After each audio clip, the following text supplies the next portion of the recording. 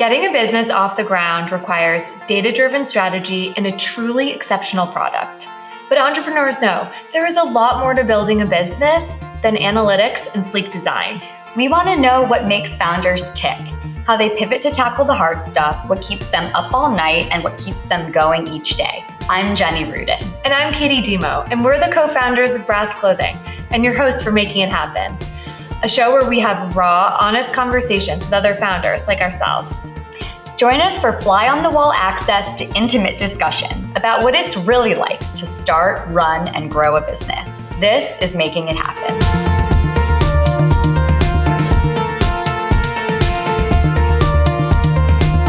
Welcome to the next episode of Making It Happen. Today we're joined by Laurel Wells Thompson, the founder of Beya Made, a children's clothing brand.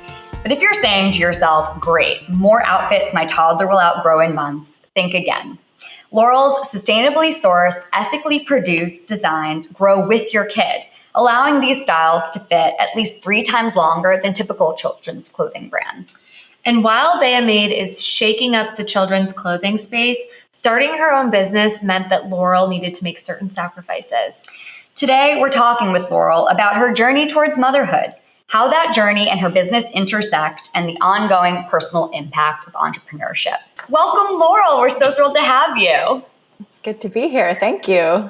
What was the first story? What was the first chapter in the story of Beya Made?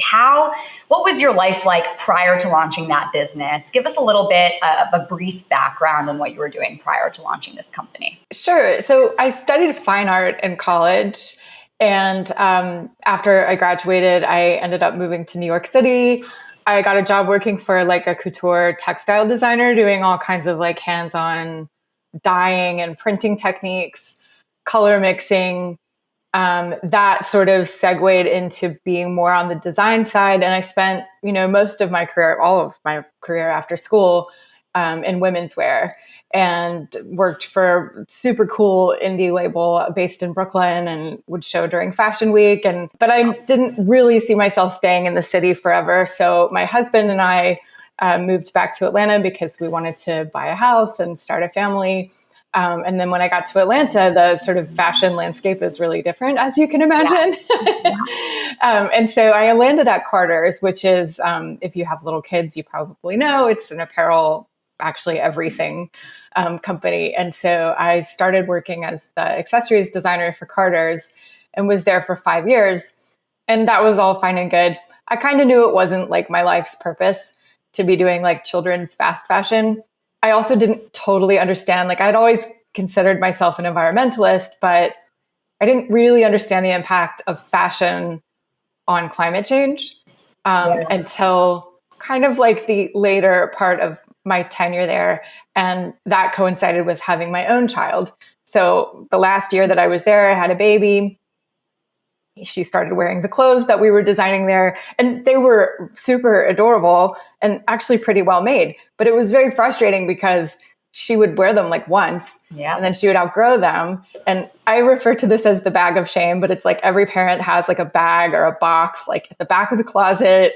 Sometimes it rides around with you in the back of your car for a month, but it's like outgrown clothes that you're like, wow, like this used to be a lot of money. Yes. And now it's trash. And you're not really sure what to do with it. And fast fashion, especially, it's kind of hard because either it doesn't really hold up or resellers like don't want it because it was so cheap in the first place. So unfortunately, what ends up happening to that is that it goes maybe to charity, but eventually it will make its way to the landfill. 80% of donated clothing still goes to a landfill.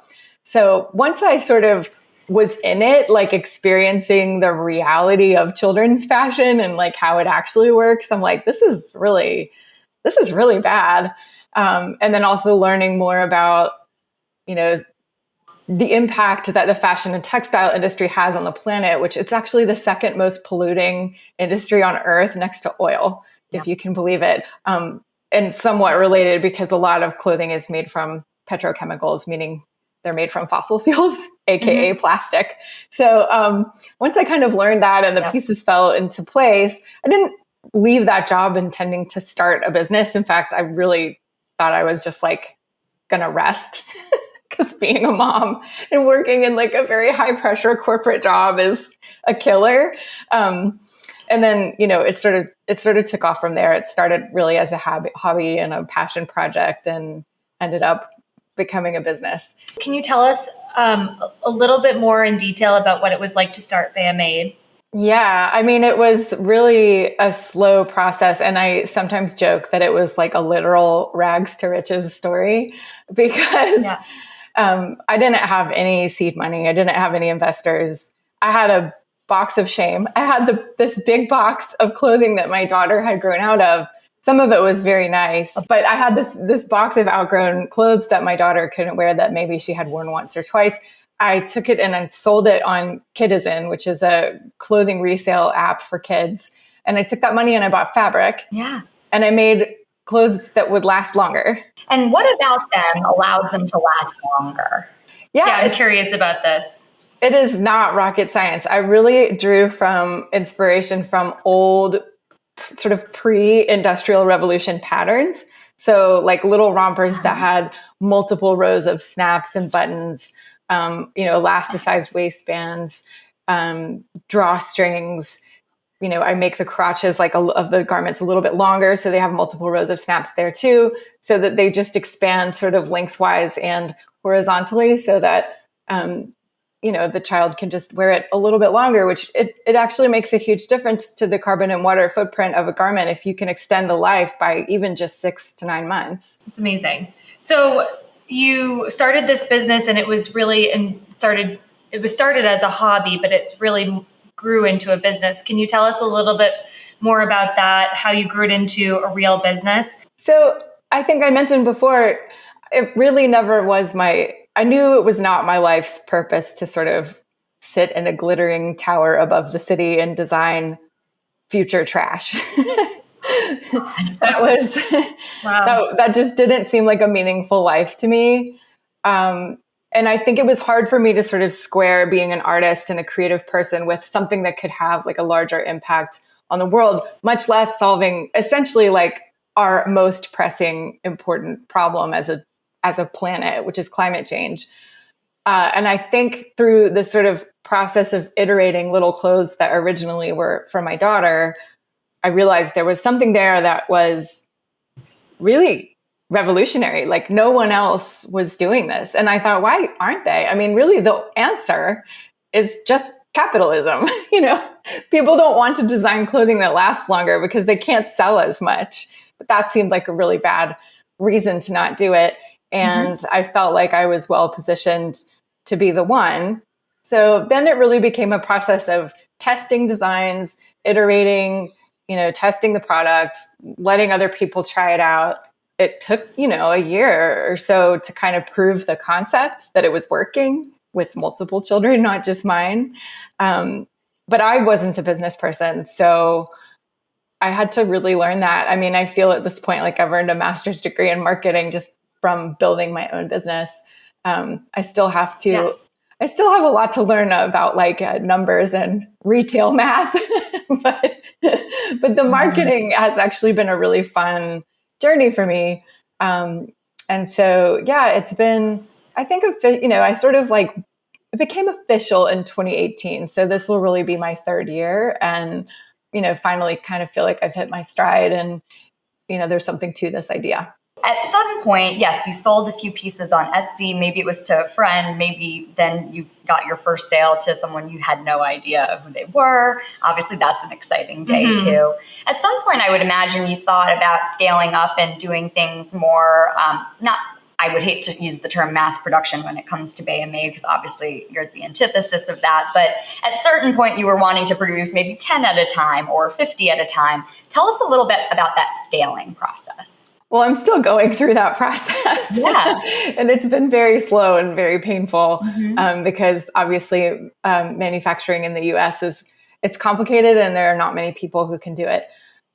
But, really because this business was so bootstrapped, things happened so slowly. I mean, I still don't have the budget to commit with like a factory that could even make like 50 pieces at a time. So I still work with independent seamstresses. Wonderful. But it's been like a very, very slow buildup. And I think it's also been a journey sort of navigating as a brand, because I am a solopreneur. My relationship with my customers is very intimate. My face is everywhere. Like my face is all over my website. My face is in my emails. My face is in my thank you cards. Like when someone writes a message to me, they know that it's me that's writing back. And so I think it's been sort of like a challenge as a business to navigate how do you keep that intimacy, but then also scale up with production, which is just inevitable and it has to happen.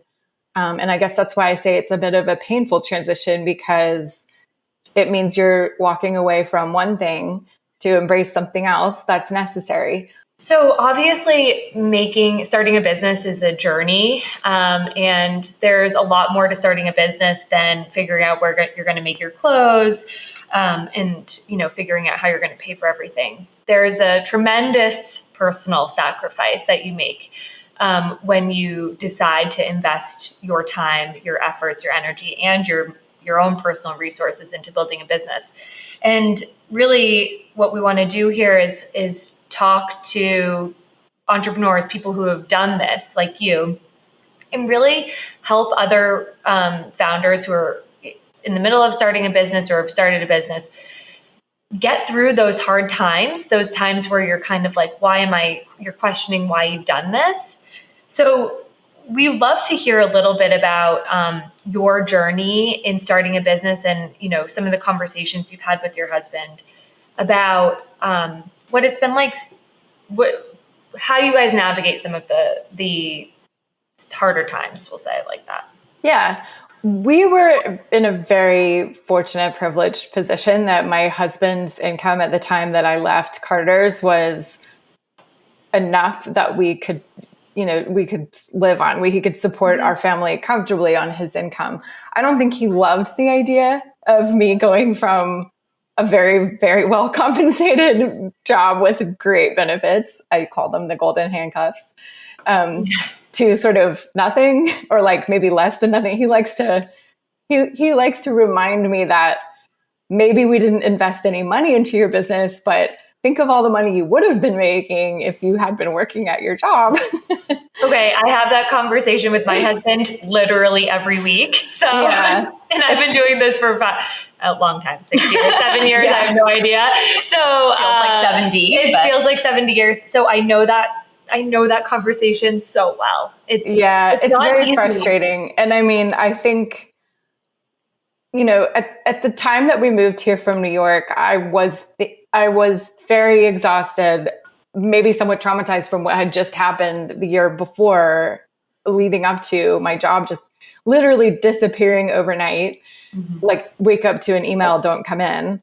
And like, I don't know that I really thought through the implications of moving with a future husband, which we were not engaged at the time, to a city where my career prospects were very different. Almost nothing. I mean, there are two places really that I could work in Atlanta, and one of them I was not interested in at all. It was definitely a stretch for me to go into children's wear because I had been in the women's wear world, very much ego identified with that cool lifestyle and, showing during fashion week. Like I felt really at the top of my game. So moving to a city where my career prospects were nowhere, just bad, honestly. Yeah. Yeah. But that where my husband's were positioned to thrive, I did not realize like how much that would affect me or our marriage on any level. I mean, I think now over 10 years later, like I am really starting to understand the inequity in that situation. And then you add motherhood into that on top of it. And it's really profound because you think about your relationship as of one of equals. When you're in your 20s, when my husband and I first met in 2001, he was a janitor. He was in grad school and he was a janitor. I had just graduated from college. I was working in an art gallery.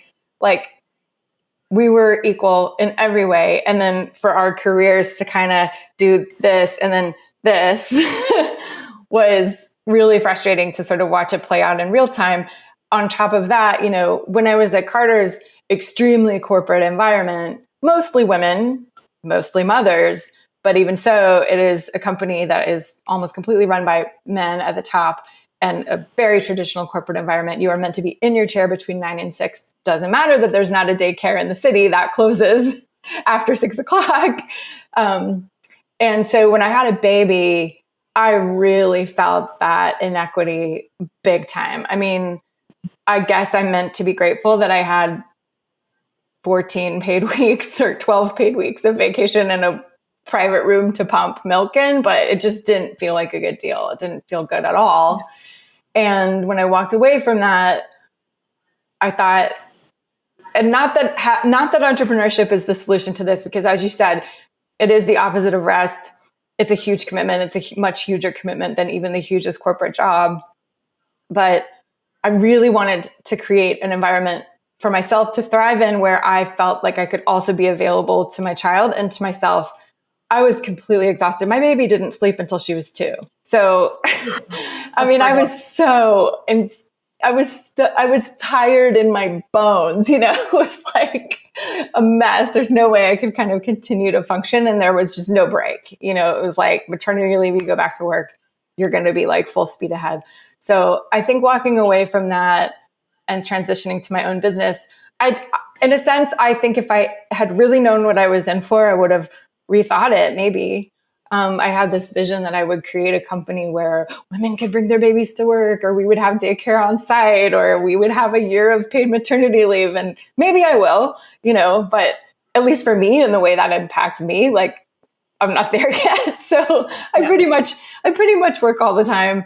And definitely it's a stressor on our marriage because my husband would like for me to be more present, you know, and especially when the dynamic is that he is making so much more money than I am still.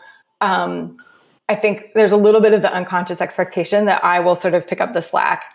So if our child is sick, which, you know, and school being closed for a year now, it was never a conversation. It's like, mom is going to stay home with you. Mom will go pick you up from school. Mom will take you to all the doctor's appointments. And yet I'm also trying to run my own business. And also there's the pressure to contribute financially. So it's a lot. And I mean, I acknowledge the privilege that I am in. Like some people have it way worse than I do.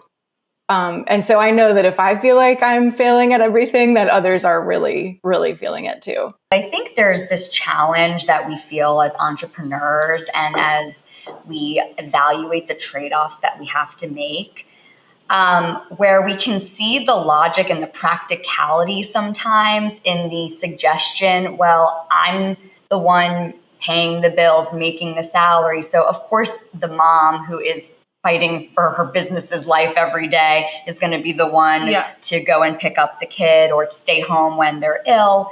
And you can, on the one hand, kind of understand the logic in that, but on the other side, there is this unfairness and this, you know, feeling of just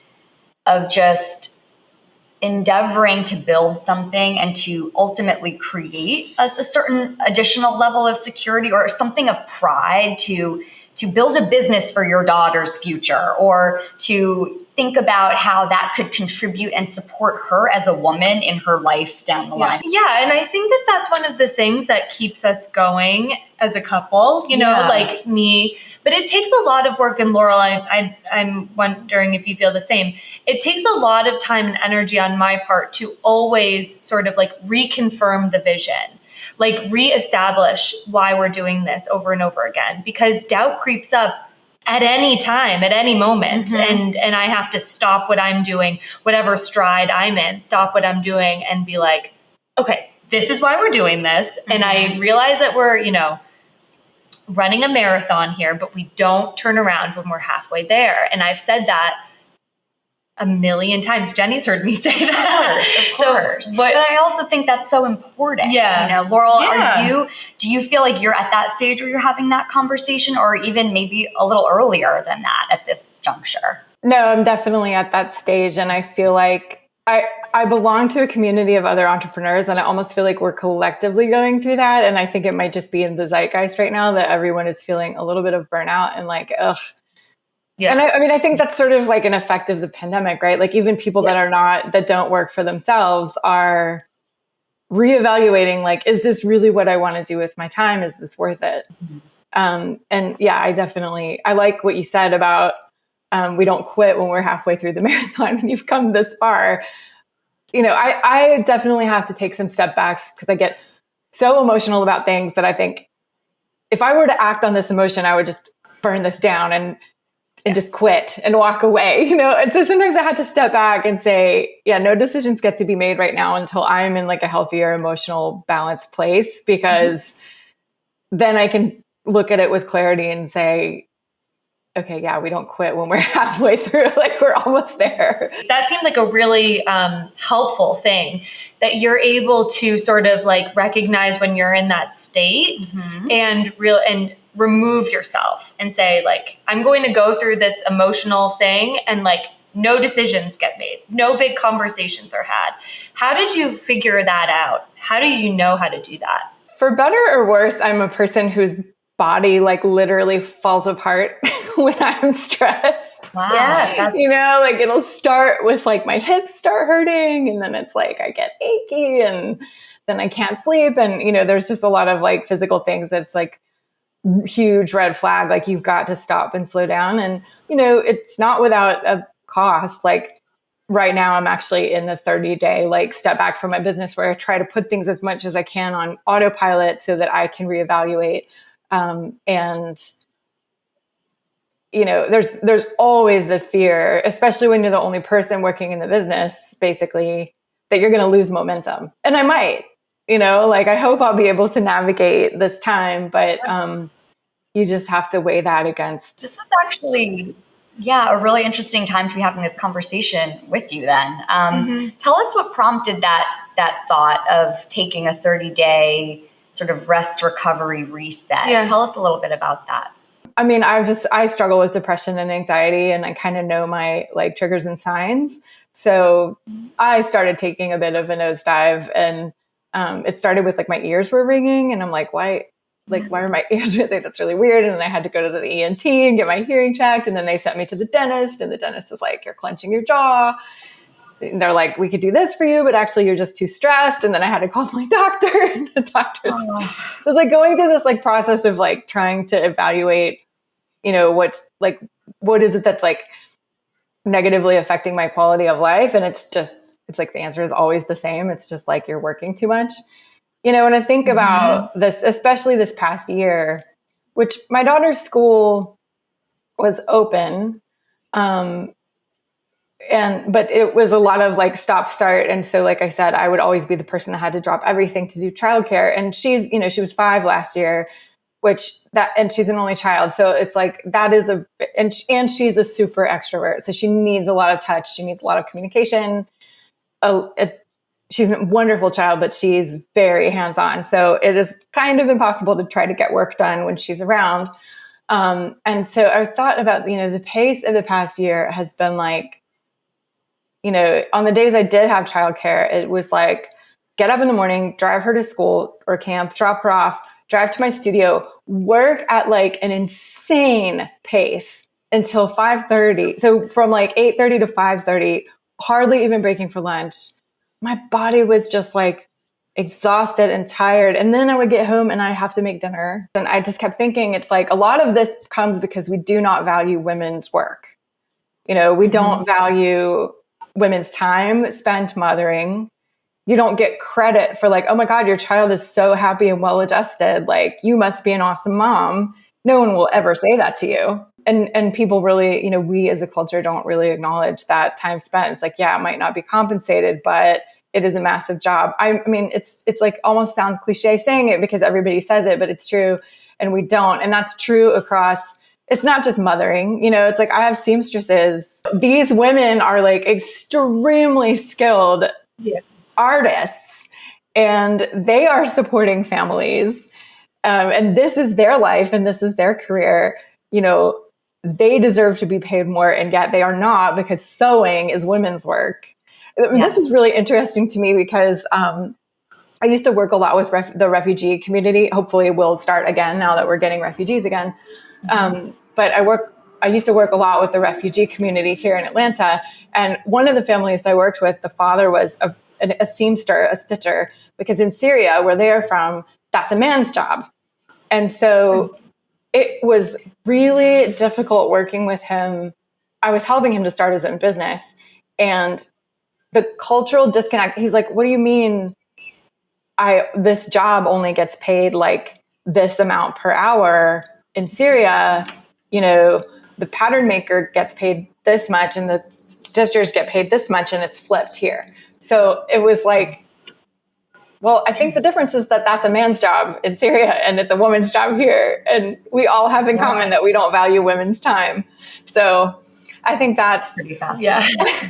I think that's just an obstacle that we're always going to be up against. And I think when you become an entrepreneur and you have small children, like you're up against a lot of friction. You have no idea how much it means to have these conversations with other entrepreneurs, and the fact that we're able to, put this on the internet and allow other men and women to listen and sort of realize that they're not alone. And so thank you for being so open with us. We can't tell you how much we appreciate it. Yeah. That was a really powerful conversation. Yeah, it really was. She was so open, so honest about where she's at. And I think it's a real testament to her maturity, both as a business owner and an individual, that she can come to us with that openness and that honesty about being in a vulnerable position, and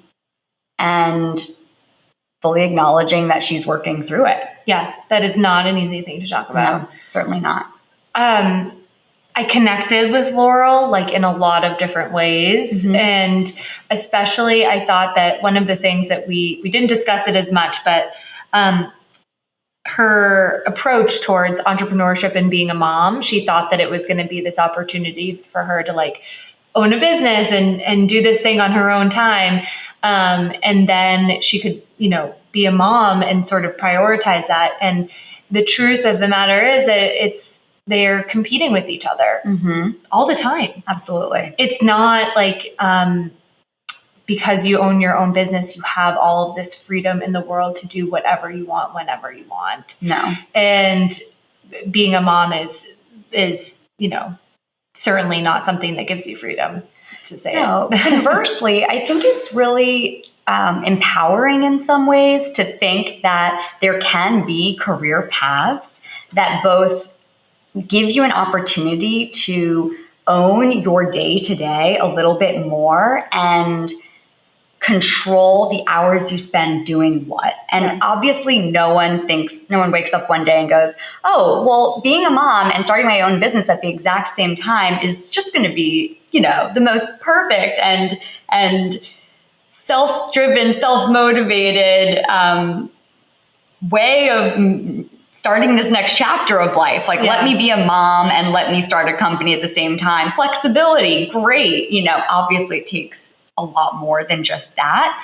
But it is kind of cool to think that you can have a career for a long time, identify what is important to you about that job, and recognize a need in your immediate life, but also perhaps in the market for clothes like Laurel's that expand with the wearer. I mean, obviously she's focused on toddlers, but that's just a really interesting concept and not one that I've ever seen elsewhere. Yep. It's cool that she can take her experience, formulate this new idea, and embark on the journey of motherhood all at the same time. I think it's pretty inspirational as well. I do too. I just think you need to go into it knowing that you're not going to find a balance, and it's not going to create this like opening for you to become a better mom. No. And I don't think she did that, but I think that it's very easy to sort of like fall into that trap of being like, oh, I'll just have so much freedom and I'm going to, by starting a business. In fact, you really lose a lot of freedoms. Yes. Yeah, you do. Just to say it how it is. You lose a lot of freedom when you're an entrepreneur, especially a solo entrepreneur. And I actually think it speaks volumes about finding a partner. Yes. And would wish that for Laurel for sure. It sounds like that's something she's looking for as well. And I think one other thing that just really resonated with me is that these conversations, this show, Making It Happen, Obviously, we're here to support and to uplift and to shine incredible light on the lives and journeys that so many of these female founders have embarked upon. But knowing that there's the real tough stuff underlying all of our experiences is actually such a moment of solidarity for us. Yes. I think it's a real testament to Laurel that she was willing to come here and share that sometimes you need a 30-day break to reset and recoup and reevaluate what your next step forward may be. I feel like that's a lesson we can all take away. 100%. And finding people that you can have a relationship with that really understand what you're going through. Yeah, exactly. Those are going to be your people in building a business. And it's really important to find that group that's going to be there to support you. Absolutely. Yeah. It sounds like the Social Sales Girls organization that Laurel mentioned is something that we should all check out. Yeah, cool. So we'll link to that in the show notes. Yeah, awesome. Thank you again, Laurel.